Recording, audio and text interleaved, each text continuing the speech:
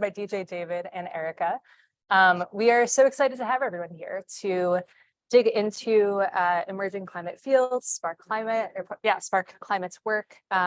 Erika and David are both excellent thinkers, and that comes across in a lot of the talks that I've seen them give. And so without further ado, Erika is a seasoned leader of engineering groups at high growth software companies. She was previously, she started and co-led US Digital Response's work to provide local election offices across the country the products and technical expertise they needed to run a smooth election. She also led engineering and product groups at Stripe, at OpenAI, and at Planet Labs. She studied computer science, electrical engineering, and mechanical engineering at MIT. David is a climate-focused advisor, investor, and consultant. He was a senior fellow at RMI, co-founder and advisor to the Climate Map, and previously led product teams at Dropbox, invested in climate tech at Coastal Ventures, and led climate-focused teams at McKinsey and Company. He studied applied physics at Stanford as a PhD, physics at Harvard Mudd. So first of all, thank you both for being here. Thanks for having us. Of course. So the way that this will go is the three of us will chat for about 40 minutes or 35 minutes at this point. The last 20 minutes will be Q&A. And so for everyone in the audience, we have a Slido link that just allows you to drop your questions in there, upvote each other's questions so that we know what the best hottest questions are to ask. If you ask your question early, actually, there's a higher chance that it'll be asked as well. And we'll cover a lot of things, both surface level and go deep on some things. But if there's anything that we cover that you want to go deeper on, ask the question. If there's anything we don't cover that you want us to, definitely ask the question. And so yeah, my first question to both of you is, you have technical backgrounds. You spent years leading product and engineering teams in pretty iconic tech startups or tech companies.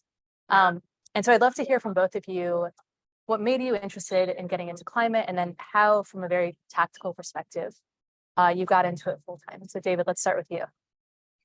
Yeah, I'd say, my heart has always been in climate and environment, actually, from a very early age. And getting into physics, my interest in getting into physics in the first place was to understand systems and develop solutions. I would say like the tech work I did, the software work I did was a detour, if anything, just learning how to scale and learning how to operate at a time when not much was scaling and operating in climate. Yeah, so I'd say, I don't know, I sort of committed early and have taken a winding path along a lot of different places to try to find different leverage points and different ways to influence the system. But it's been where my heart's been since the beginning. Amazing. Erika, how did you get in? I've always been very impact oriented, and sort of got to a point in my career where I wanted to be entirely impact oriented. I had done things that were adjacent to climate historically, but weren't, sort of explicitly designed purely for climate impact. But I just got to the point where, honestly, just from understanding the climate problem better, understanding the current impacts and where we were headed, it was very alarming, and it felt like this large systemic risk that really exacerbated all other issues that I also cared about. And so it was sort of getting as close as I could to the root of how we all collectively need to shape the next century in order to create a more stable and safe climate, so that we have prosperity and we can have education and global health and everything else. So it just felt like the most core thing to work on. Yeah. Amazing. So I think two things that came out of that was, one, you both sort of chose to think about how do you build, scaling and practical operational skills in general. And then how do you use that in your systems thinking approach in climate? And this idea that, yeah, if you want to sort of think about impact in general, this is like the base layer that has to do with impact in every other sense. And so we have a sense of how you got into climate.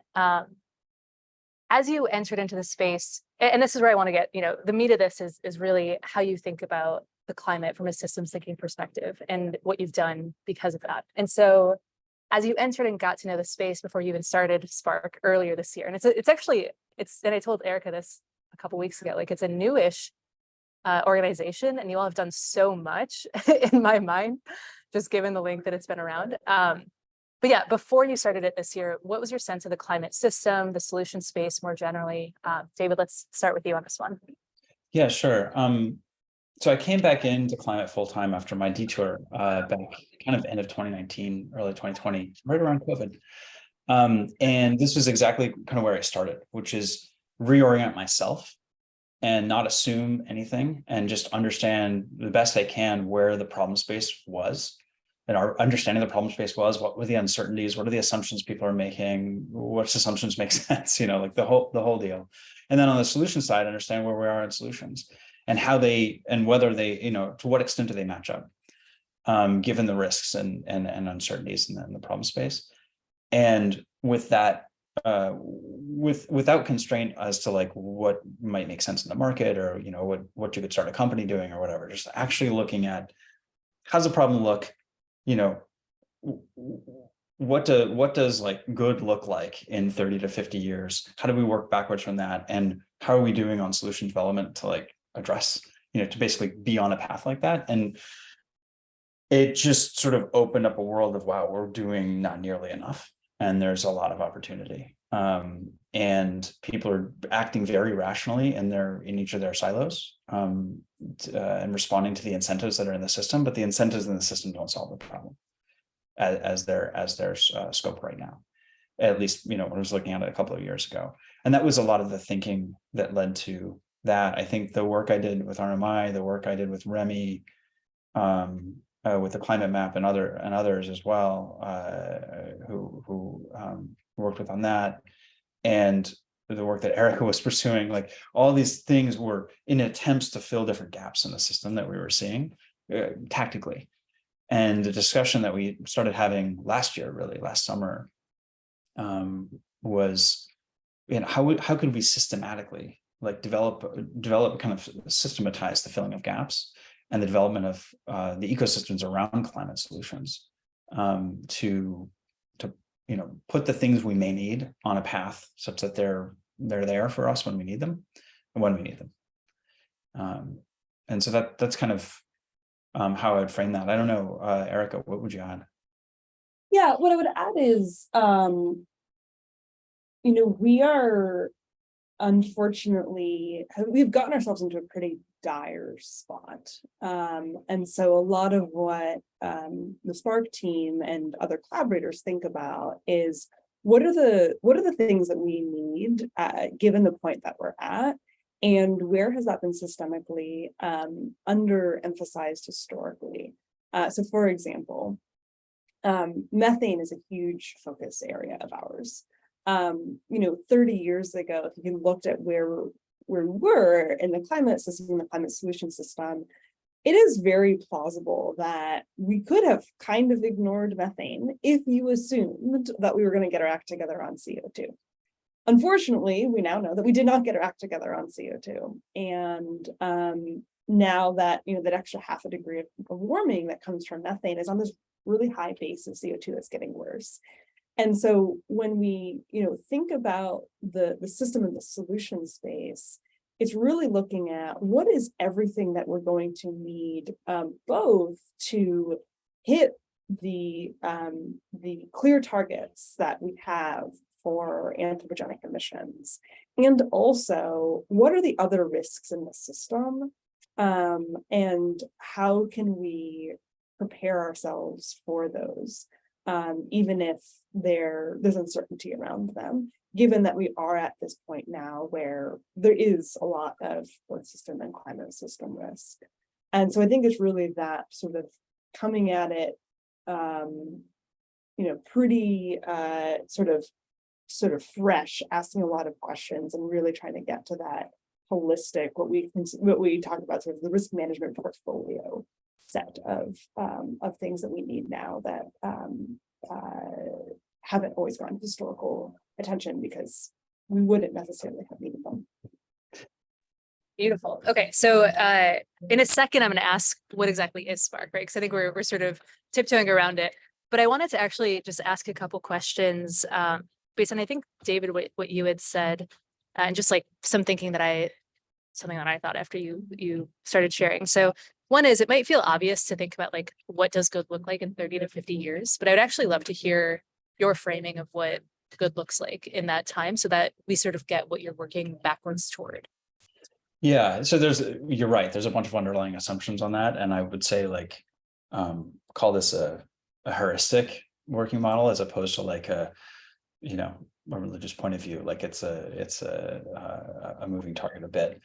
But I'd say one of the other things we didn't point out is that in that risk management, it's not just the climate system, right? It's the climate system interacting with the sort of broader natural environmental system that also interacts with this sort of the massive human experiment that we've hit 8 billion people existing in some level of coordinated complex existence. And so you want to be able to, so two things matter, right?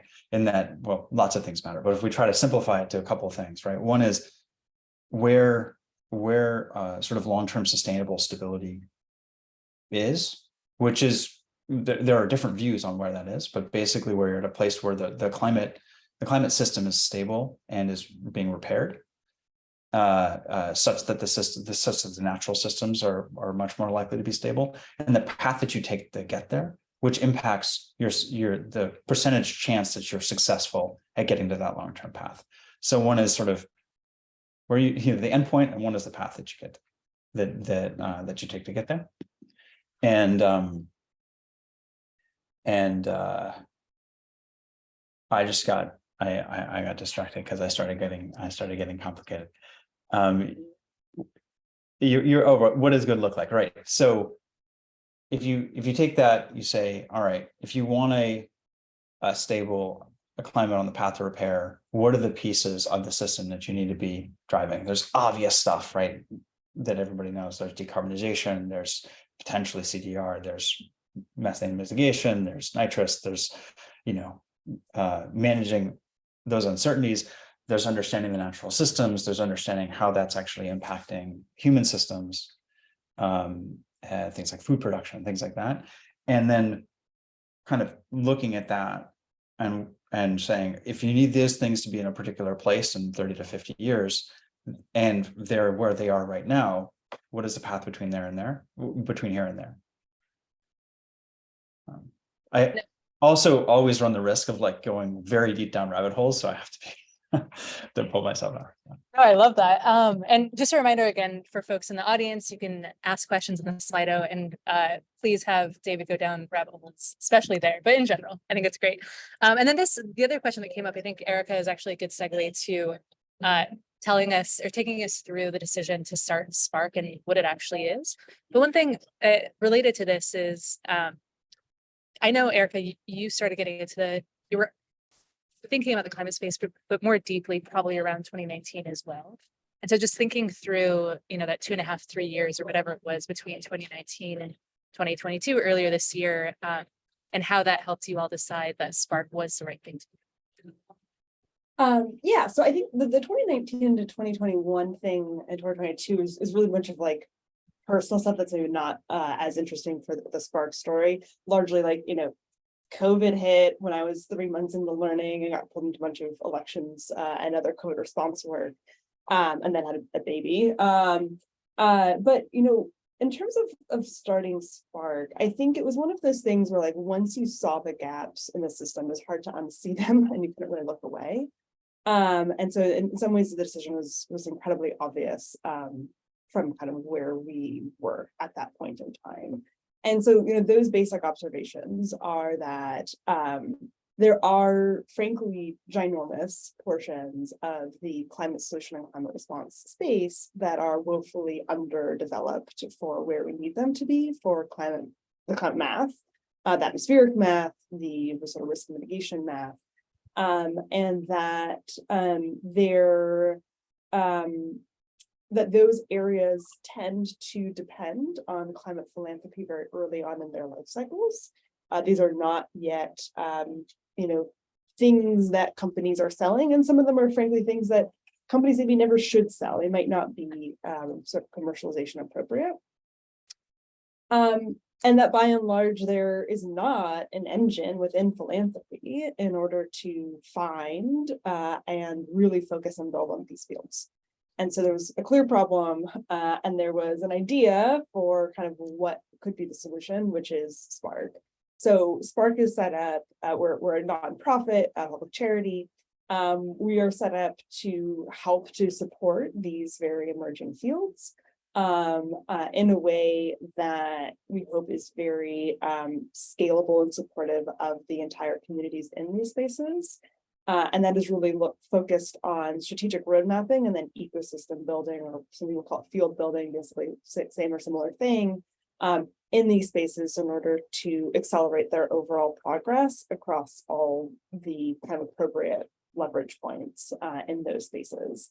And so for me personally, when I, back in 2019, when I left Stripe, my mental model at the time was like, you do climate tech companies, that's what you do, especially if you're an engineer leader in San Francisco, and who was entrepreneurial energy, whatever. Like I was very much a like climate tech, founder person with little lights on my head on doing this. But it was really understanding just how wildly impactful really smart work on the philanthropic side can be, and also that because of the lack of really good incentives, it is not where the vast majority of energy goes, and that some of what felt like the most sort of fundamental white space that would lead to a really durable, necessary impact was grappling with these very, very pre-commercialization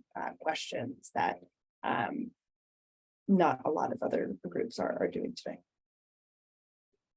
David, do you want to add anything to that?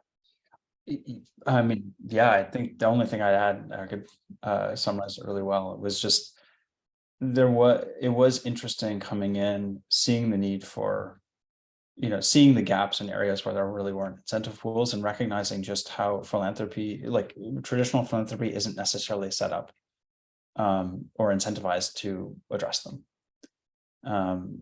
And that, risk taking is somewhat rare actually in philanthropy, certain types of risk taking, of like going, in areas that are super, super new. Yeah, no, I think this makes total sense. And the 2019 to 2022 was meant more of like the space, not you personally, Erika. So I should have clarified that more before I asked, but I think you actually answered that in your answer. And my main takeaways are, you all saw a couple different gaps. So one is the incentive pools, the risk taking of philanthropy, and philanthropists sort of knowing where their money can make the biggest buck. And then the second is kind of, again, that systems thinking piece, where in the same way that you talked about how, Erika, about how climate is this exacerbator of all these other sort of impact things, there are these leverage points within climate where if you do the strategic road mapping, you can then figure out what those leverage points are, create the ecosystems, and sort of let it go, right? And that seems like your role is finding the places, building the ecosystem, and then watching it grow and take off. And you all being like, okay, now on to the next leverage point. Is that a fair way to describe what you're doing? 90%, yeah. What I would add is so out of the strategic road mapping, a lot of what we're doing is identifying what these different leverage points are, and then helping to sort of figure out from the tech analogy, like whether you partner, buy, or build to fill those gaps. That is a very collaborative ecosystem process that we're really going to be launching into next year. This year's been a lot of prep work and knowledge building to sort of get to that point. So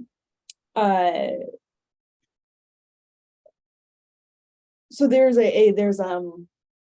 a sort of launching from the nest at some point, but I don't think that the need for an ecosystem organizer actually ever dissipates. It just shifts and changes and may not be located within Spark. But even when we look at much more mature fields, you still do want some sort of strategic core, some collaboration hub to help coordinate these very different parties that are engaged in these spaces. And so it's never entirely hands-off even if it's hands off from Spark, they will have to sort of be somebody. We think it will be better if there's somebody who continues to play a role like that, and that might be at an existing organization that ends up playing a really large role in entities that we're currently working on as they mature. I like the nest analogy.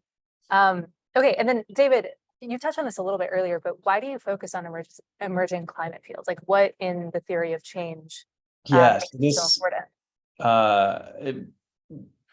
Backing up for the sort of the climate math that we've done and that we continue to do around what we believe the world will need over the next couple of decades versus what we're doing, seeing that there are areas that have that, but really it also comes back to additionality, right? It's the scale of potential impact, it's the time of that impact, but it's also, what's the delta of us working on it versus not. And we have found, or we currently sort of have the view that these are areas that can benefit the most from the time that we can put on it, and we can have the most impact. And maybe I'll just add, I think maybe it's helpful to sort of be specific here. And there are some audience members here who are deep experts in the fields and collaborators on them. So the two areas that we are starting on right now are methane removal and enteric methane. Enteric methane is the single largest anthropogenic single source of methane. And many, kind of reports doing projections. You can, question some of the exact assumptions, but basically on track to be causing a 1/4 degree of warming by the end of the century, just from cow burps. And when you look at near-term warming, it's currently contributing about 0.1 degrees. And we don't yet have solutions. And so we talk about emerging fields, we're talking about are these areas where in the case of, enteric and methane emissions reductions, it's very clear from the IPCC models that we are depending on a really dramatic decrease in methane emissions in order to minimize near-term warming and overshoot, which has potentially very large ramifications for natural feedbacks and tipping points and general human well-being. And we don't yet have the things that we need to deploy in order to kind of make those emission curves that we need for the math a reality. And so we're talking about emerging fields, we're really talking about these areas where we desperately need solutions that don't exist yet. And we have really uncertain timelines for development, because that is inherently an uncertain process. Methane removal is a very different space in that it is even earlier in its life cycle than enteric methane. I'd call it like a newborn baby as opposed to maybe enteric's a toddler. They're both very young, but they're very different. And so there's very different dynamics at play there, but we're still talking about, fractions of a degree that could be really have a critical impact in the near term, but a lot of work to do to even determine what the suite of options may be. Excellent. Okay, so we have a good idea of the theory of change and why you focus on emerging climate fields. How have you tested your theory of change so far? What wins have you all seen? I know Spark is again a young company. It feels like it's again like batting above its young weight. But you all have been working in a similar sort of sense for a while. So what wins have you seen so far? And what challenges are you all thinking through right now? There's maybe two separate questions, but David, do you want to start us off there? Sure. I'd say, one thing is we identified and helped shape, scope, and fund a fair amount of, like a sizable amount of basic research that wasn't being supported, that helps constrain some really, really important variables around sort of how oxidation actually happens in the atmosphere naturally. And it's something that, methane oxidizes in the environment. For folks' background, methane has a atmospheric lifetime-ish of 11-ish years. And it's primarily driven by hydroxyl radicals, OH, with a small percentage of the sink being biological and a small percentage of the sink being chlorine. But it's actually treated largely as a black box, and the modeling and the measurement of it is actually pretty, is surprisingly poor. And it affects all sorts of things. It affects methane budget, affects sources of unexplained sources of methane, like all of these things, and yet the research is relatively unsupported, particularly when looking at the chlorine sink. And so we funded some basic research around that and accelerated a bunch of work around understanding how the system works, both from a how it's working in the natural system, but then also from a global modeling perspective. That's a big one. We've engaged the ecosystem in an exercise around actually assessing where technologies are and where the different approaches are, both biological and engineered, for different ways in which methane oxidation can occur. And this is, again, wrapping our heads around like the reality of where we are, the reality of the science, who's working on it, what sorts of things are needed, what sort of work is needed to advance the science and advance our understanding of it. I think there's also stuff to talk about on enteric. Yeah, I'll say the one of the sort of observations that led to us starting Spark was the relative lack of support for sort of the R&D side of climate, and that has just been sort of reiterated to us time and time again in the ecosystem. And so where we're seeing that we can be most sort of very immediately additive is by, in the examples that David gave, being really deep on the science and understanding where can we place funding or advocate for funding, or in the future, some stuff's in the works, but setting up research organizations, research institutions in order to move forward really key questions. And what I think that's where in the sort of short term we're realizing, okay, actually, like that's just an immediate role that needs to be sort of enhanced, and that Spark can enhance. What you'll see a lot more of next year, just because it's been a lot of what we're working on but not yet publishing, is the much broader ecosystem roadmap of how do all these levers play. But the R&D side has been a place where we can kind of jump in relatively immediately and start getting moving things. Also, given that this stuff has a really long timeline, and so you do want to start some of it pretty early on, because there are soon, hopefully after peer review, very soon to be some of the first published papers from stuff that we funded earlier in the spring. This stuff just takes time, and so we're trying to get that to all kind of work in parallel of improving the scientific literature while then doing this ecosystem roadmapping and building. Oh yeah, I'm so excited for those papers. I'm also just like excited for the roadmap. I feel like that is so sorely needed, and so many people that I know getting into climate or who are already in climate are so excited for that sort of thing. One just quick question, and then continue down the Spark side. But out of curiosity, and I don't know if this is an obvious question, but when I think about like R&D basic research, I think like government should be funding that, right? And I think that what you all found was like government is not, and that's probably maybe because they don't realize that they should be, or that it's such a big deal. And so as part of the Spark model to maybe kickstart some of that research, get the road mapping out there, and then be able to get government funding as part of the ecosystem building, or is that not something that you all focus on?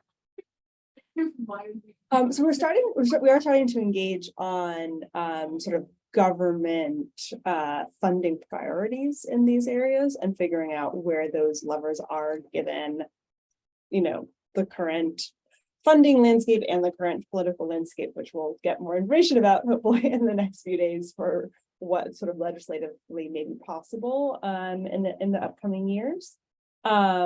But yes, government has a really big role to play here, and we largely view ourselves, one of our roles is helping to identify where government funding is not matching the full spectrum of climate solution needs and then helping to correct that. We think in timelines. And so there's a world in which you might say, oh, let's just focus on, on getting that government funding. We think about it a little bit differently, which is let's focus on kind of what needs to happen in order to have this stuff happen on a timeline that makes it most impactful. And what that ends up meaning is that we do a mix of directly philanthropically supporting things while in parallel engaging with government, getting them up to speed, sometimes using the results of more recent scientific literature in order to help build the case for government support, but just making sure that we sort of keep moving on a relevant timeline here, deploying kind of all the tools that we have, where future, much more expansive government funding is certainly one of them and a really important one, but not one that we're ready to put all of the eggs in our basket on, just because we're definitely just kind of egg spreader outers. There's no single baskets that we think all of our eggs should be in, and government funding is one of many of those. We have eggs, we have babies, we have toddlers. Excellent. So do you have a sense of what your next industry focus might be? Because it seemed like, there was some CDR focus early on and sort of the conceptualization of climate math with David and the work that you've done. Now it's methane in terms of methane reduction or removal, and enteric methane. If you are thinking about, what comes next, is there one space that you're really confident about? Are there a few that you're thinking about? Yeah, so I look at the questions too, so I'll sort of try to answer one of the questions in this answer about how we prioritize areas. So for us, it's kind of at this intersection of the Venn diagram of really high climate and systems impact. That includes the impacts of climate, so it's not only pure mitigation necessarily. Relatively quickly, again, we're very concerned about near-term warming and that sort of being a systemic gap in how we're managing and thinking about things that does hold a lot of risk. And then the third sort of circle in the Venn diagram is where we see that the efforts to date, kind of if you were to project them out, if you continue on the sort of status quo path, but there's just a lot of gap between that and where we need to go, where it feels like things are, it's pretty tractable to make an improvement on that trajectory. So that's kind of how we think about it, some of our heuristics. So as I said, we're really interested in near-term warming, which is largely driven by short-lived climate pollutants. And so there's a number of other areas around other short-lived climate pollutants that are on kind of the top of our list, some of which we have some little exploratory work going into. For folks who aren't familiar, right now about 45% of warming is caused by CO2, and the remaining 55% or so is caused by non-CO2 greenhouse gases. Some of those are short-lived, some of those are long-lived, but there's a bunch of other sectors that are incredibly important. There's also other areas within methane that are equally, or sometimes even more so important than other short-lived plant pollutants. Landfills, rice, understanding natural systems and feedbacks. There's a lot of uncertainty bars in our understanding of, even given a particular emissions trajectory, what the warming and what the climate system impact will be. And there's a lot of interesting work in that space to better understand those impacts and determine, either as many different impacts. One of them, I think, is it will largely continue to increase our climate ambition as we grapple with what might be coming. It also at times may highlight opportunities to mitigate some of those impacts. But that sort of requires us more deeply understanding exactly what impacts we should be expecting and why. Yeah, the fact that 55% of warming comes from not carbon makes me think that we live in a carbon normative society. We talk about decarbonization a lot, and people are, focused on carbon. So I think it's amazing that you all are, yes, and it's really important that they are, right? I mean, the carbon work is critical because when you look at the long-term stability of the system, when you look at these two things, right? This one, if you don't tackle carbon and we don't tackle it aggressively, like we're in a lot of trouble. but we see this as growing the pie as opposed to reallocating resources from long-term to short-term. It's about telling, starting to tell a story that is additive to that need to manage long-term warming, that we also need to manage this. And this is another sort of group of levers that matter. We're at a critical point where we have to do it all. Right. We have to cut CO2. We need to get to net zero, and then we need to get to net negative in order to, clean up sort of the CO2 overshoot that we're already in. We also need to dramatically reduce these other climate forcers, these other types of greenhouse gases and other pollutants. And we're focused on some of the areas where we see us being sort of particularly behind in that list. But we've got to do it all. It's just some areas have a lot more resources and people already on them. So we're trying to complement that by, again, we call it sort of this billion risk management portfolio of solutions, where in that portfolio are we underinvested, and how can we, in the time and resources that we have, bump those up a few notches to get closer to having everything. Amazing. I'm going to sneak in one last question before we go to audience. By the way, so we have a bunch of great audience questions. All of them came in as anonymous, which was probably just our how we set up the settings. I would love for you to actually come up and ask a question to Erika and David yourself. Go on video, go off mute. So if you asked a question and you want to do that, just send me a DM over the Zoom chat and let me know. And again, I would love to have you come up here, so it's not just me and them. But my quick question is, we have a group of people who are here live and watching as well after the fact on YouTube, who are probably interested in making an impact. And I think you two have a really awesome lens on what you can be doing to make an outsized impact.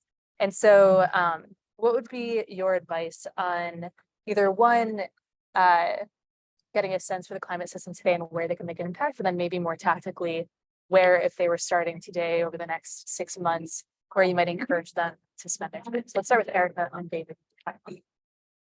So I feel like there was 3 questions in there. Apologies. Maybe start making an impact. So start with, like, if someone was like, I want to make an impact in climate, whether they have a climate background or not, right? Like, how would you encourage them to think about that from like a getting up to speed perspective? And then more tactically, are there spaces that you would want them to really focus on if they were to start today? Yeah, for sure. So, there's a hugely wide variety of right answers to this question. The path that David and I and others that we work with have gone down is one of really going sort of to first principles and building from scratch. And that's obviously not right for everybody, and that's okay. But just to describe, kind of our version of the answer to that question, acknowledging that it's only one version.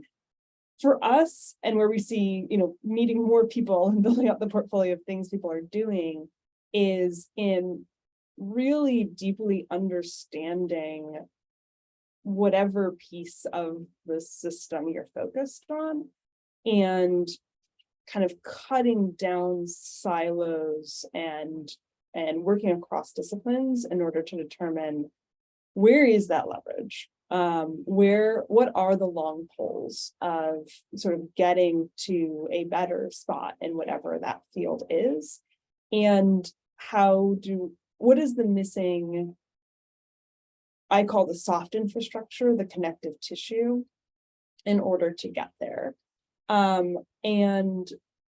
think all the core answers to that question always end up being really weird hybrids, right? It's innovation, but it's not purely technical innovation. It's not purely policy innovation. It's usually some weird mix. But I think the way you get there is in whatever the piece is, really focusing on understanding the overall system, where it needs to go, what are the blockers, and the answer is complicated. In terms of specific kind of sectors within climate, as we've mentioned, everything around near-term warming and short-lived climate pollutants is in much earlier days than it is for CO2. And we need innovation in these fields as well. We also, to be clear, we also need innovation on CO2 still. They're just very different sectors, and they're going to be better fits for different people.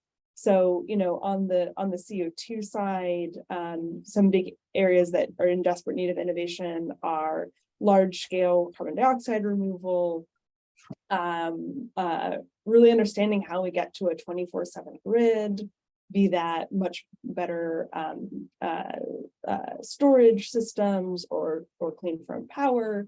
There's a ton of really important work on that side that's also innovation. On the short-lived climate pollutant side, you have a bunch of different sectors. And so, we're talking about refrigerants and sort of the life cycle of those types of appliances, and then a lot of ag sectors and methane. Methane is really intertwined with agriculture, natural systems, and waste, landfills and wastewater.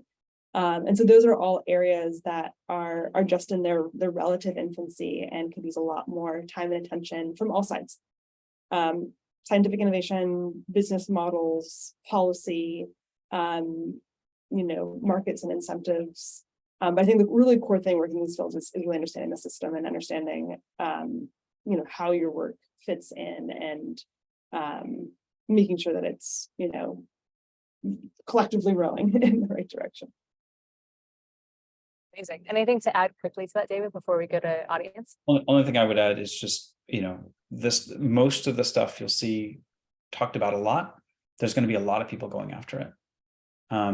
But with a little bit of systems understanding, there's a lot of really interesting opportunities and really impactful things to do.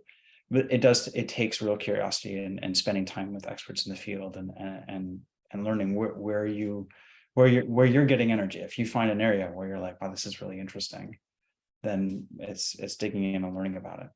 But if there's a ton of articles about it, there's also going to be, lots of people going after it. And it's Sometimes there's lots of articles and still nobody. That's fair. That's fair. We have actually found a couple of those too. That's fair. I think that's the understanding the system, right? Like you have to just dig deep on whatever it is and get to the nuts and bolts of the there. And particularly in these emerging fields, it is repeatedly been shocking, which means I need to learn faster. Just how nascent many of these efforts are, and just how few people there are on these frontiers once you get there. And so, go actually figure out the nuts and bolts of what's happening, and there will be plenty of work to do. Hashtag dig deep, hashtag work on the frontier. Okay, so our first question was, what is a day in the life like at Spark? How does your team work together to make decisions about how to allocate your support? I'm happy to take that one. So I think, what it's looked like this year and what it looks like a year from now are very different. We're a young organization kind of going through some of sort of different phases of getting set up. So right now, I would say are kind of two primary focuses in terms of type of work. One is doing this road mapping. And when we talk about a roadmap, what we're talking about is sort of the combination of a landscape of a field of where it is today, paired with some of where it needs to go, what those needs are across different axes. So for that type of work, it's a lot of learning, talking to researchers in the field, talking to policymakers and policy researchers, to build our own understanding, and then figure out, okay, how do we structure and educate, and what are those gaps? Next year, as this process gets a little bit further along, that will also mean a lot more convenings and more public events. Right now, there's a lot of collaboration happening, in just Zoom channels with individual people. I'd say the other type of thing that we're doing today is research funding and structuring. Again, there's a lot more of that in the works that will be going out early next year. But that is really figuring out, again, working closely with researchers, both on the social science and on the physical science side. How do we build a research roadmap, and what work needs to get funded, and how do we, fund some of those now and then to get geared up to do that in the future. The reason I say it's different, what this year has been versus what it will be a year from now, is there's just been a lot of groundwork laying and starting this road mapping process and getting ourselves up to speed.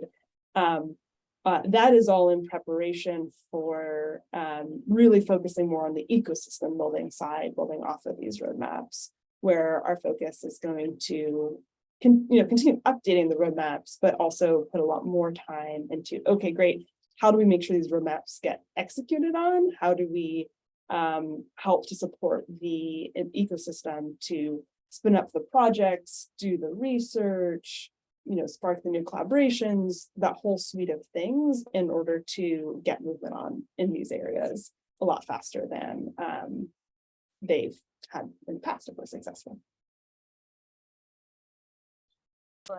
David, unless there's something burning that you want to say. Okay, excellent. So the next one is kind of related to what you said about road mappers. So what kind of skill sets make for good road mappers? And do you look for teammates with deep technical backgrounds, particular fields, or are generalists better? David, do you want to take this one? Sure.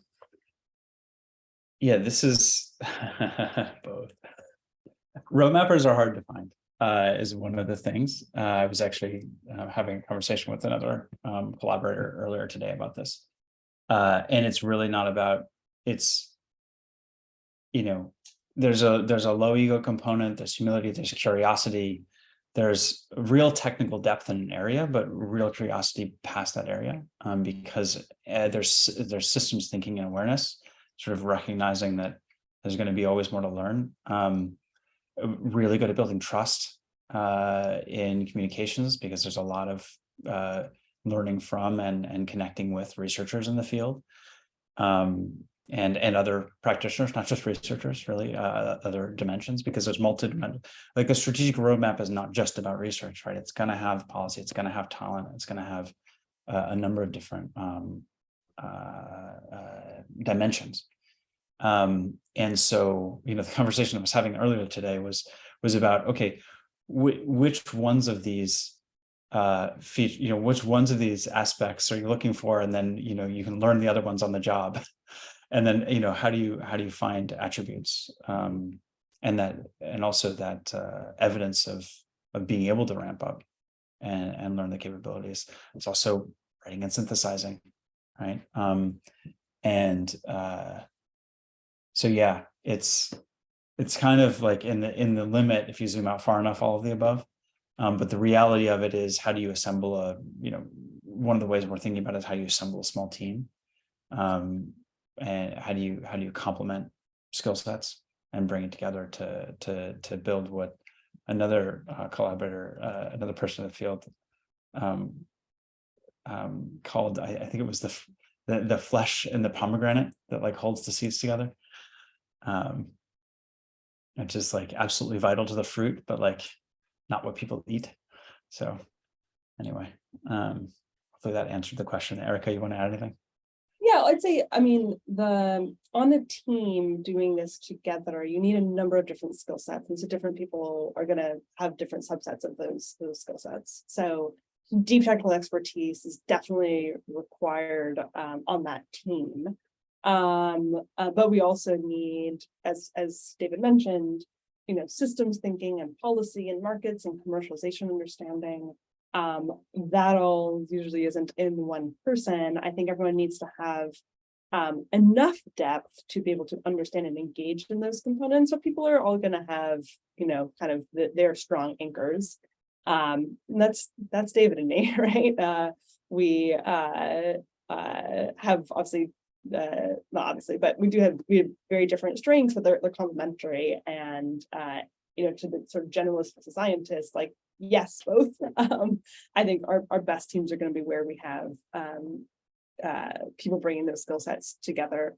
And there is a lot of fairly generalist work required here to actually, and I think particularly in the next year, of how do you actually like build these organizations. There's part of what I'm excited about Spark is we will be will be the nest, right? There's a lot of creation.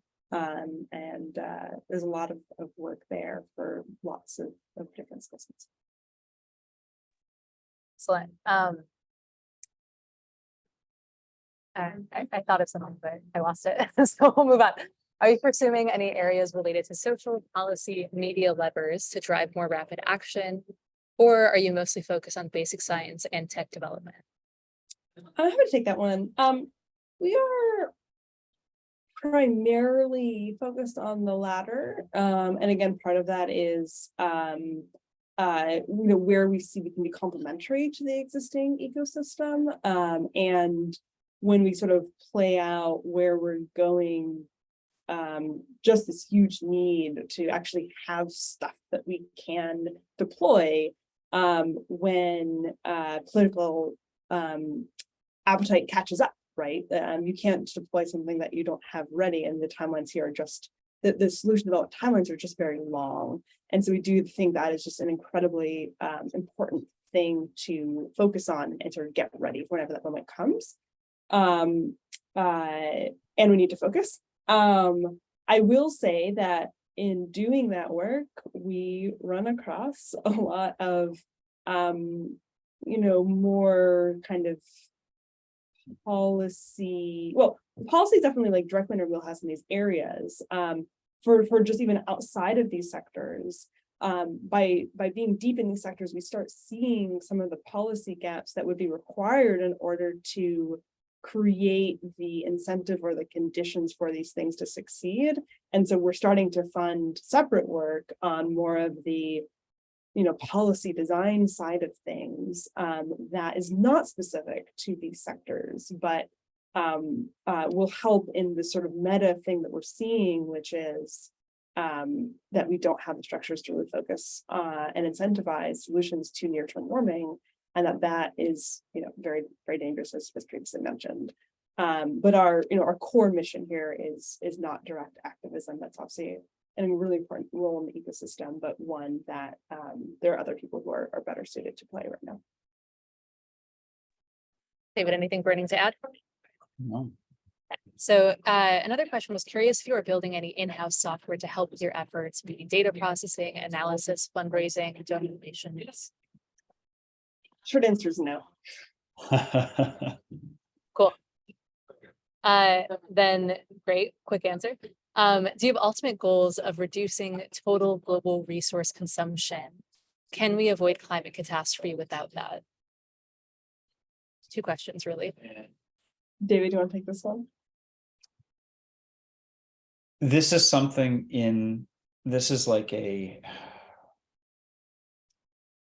a set of like potential areas and levers that work into the math depending on other assumptions that you make. So we don't specifically have like targets set on that. But it is an area where we're educating ourselves and understanding kind of like the ways in which it plays in, because it has there are a lot of I'm going to not go down a rabbit hole because there's only a couple of minutes left. There are a lot of sort of interleaved pieces there, not just in the climate system, but also in the human system and in the environmental system, which brings that question into play in really complex ways. Can we avoid climate catastrophe without that? The short answer is like nobody really knows. There are definitely like strong views in more than one camp there. And rather than assuming we know the answer to that, we like have the constraint issue in mind in terms of how society can move and how fast we can move on climate and a few other dimensions. I'm like skirting at the edge of the deep dark hole. Erika, anything you want to say to like summarize? Or okay, you're not even gonna go there. Got it. But yeah, so what I'd say is no specific goals, but yes, aware of the risks around that general concept and in specific areas where it particularly could be it creates greater risk, but it's not an area that we've like roadmapped in detail yet. Well, speaking of risks, I'm not going to ask any more questions, so we'll definitely go over, but this has been an awesome hour with both of you and everyone here live. Are you all hiring the Spark Climate team? Yes, we are. I think we have like 5 or 6 or more job posts on our website. Yeah, I'd say the headline types of skills or kind of mental models for folks are really that intersection, that Venn diagram. So people who are really interested in understanding the system, using that understanding to drive action. We don't want to sit here and pontificate too much. And many of the roles have, either have a strong scientific basis or are really comfortable working with other scientists, given our current focus. That will have some job posts in the future where that is slightly less true, but that's, I think, what's currently up. And people who are deeply climate impact driven. That is why we started Spark, and really our only goal here, and finding other people who are similarly motivated and ready to roll up their sleeves and convert that into action are kind of people. Oh yeah, I lied when I said I wasn't going to ask a question. I literally asked a question right after that. Thank you so much, David and Erika. This has been awesome. And just thank you for your time and honestly for the work that you all are doing in this space. I think it's fascinating and so needed. Thanks for having us. This was great. We'll see you all later. Bye, everyone. Bye.